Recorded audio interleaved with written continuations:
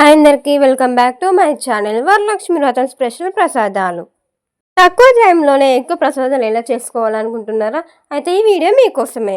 వెంటనే ఆలస్యం చేయకుండా చూసే ముందు నా ఛానల్ మొదటిసారి చూసినట్టయితే సబ్స్క్రైబ్ చేసుకోండి.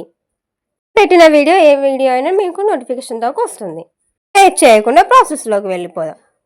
ఫస్ట్ ఒక బౌల్ తీసుకున్నాను. అందులో 2.5 కప్పులు బియ్యం వేసుకున్నాను. నేను చూపిస్తున్నాను కదా వీడియోలో, ఆ కప్తో వేసుకున్నాను. తర్వాత వాష్ చేసుకోండి, 2 టైమ్స్ వాష్ చేసుకొని నీళ్ళు పోసుకోండి. మనం డైలీ వేసరి ఎలా పెట్టుకుంటామో బియ్యంకి అలా పెట్టుకుని చూపిస్తున్నాను వీడియో క్లిప్లో, అలా పెట్టేసుకోండి. స్టవ్ ఆన్ చేసుకొని ఉడికించుకోండి రైస్ ఉడికాక మనము బెల్లం వేసుకోండి. నేనైతే 20 గ్రామ్స్ బెల్లం వేసుకున్నాను. పలుకు వీడాక ఎక్కువ స్వీట్ కావాలంటే అది వేసుకోండి. 2 గ్లాసెస్ ఆఫ్ మిల్క్ వేసుకోండి.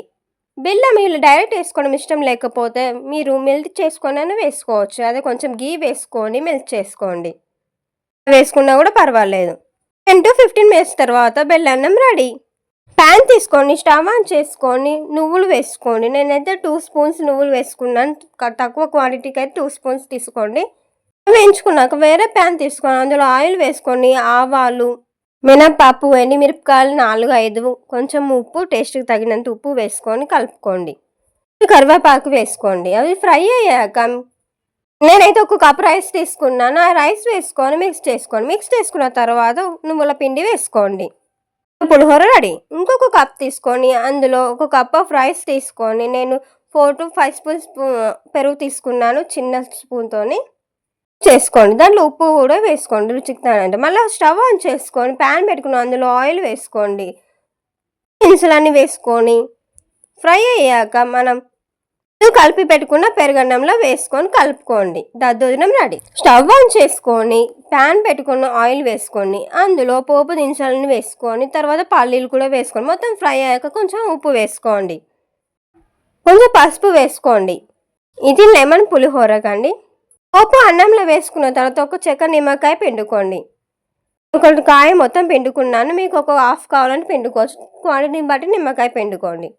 మిక్స్ చేసుకోండి. మిక్స్ చేసుకున్న తర్వాత 17 మినిట్స్ తర్వాత చేత్తో కలిపి పక్కకు పెట్టుకుంటే రెడీ. రైస్లో డైరెక్ట్ ఇలా కాకుండా రైస్లోనే పసుపు వేసుకొని కూడా చేసుకోవచ్చు. అందులో కొంచెం ఉప్పు వేసుకొని అయినా వండుకోవచ్చు. మీకు రెండిట్లో ఏదో ఒకటి ట్రై చేయండి. ఏమి ప్రసాదాలు అన్నీ రెడీ అండి. బెల్లన్నం రెడీ, దద్దోజనం అండ్ నిమ్మకాయ పులిహోర, నువ్వుల పులిహోర రెడీ.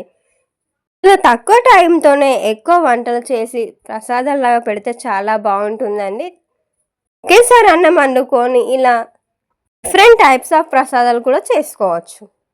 మనకి వరలక్ష్మి వ్రతం రోజు ఎక్కువ టైం ఉండదు కాబట్టి ఇలా తక్కువ టైంతోనే ఇన్ని రకాల ప్రసాదాలు చేసుకొని అమ్మవారికి సమర్పిస్తే చాలా బాగుంటుందని. For more videos subscribe my channel.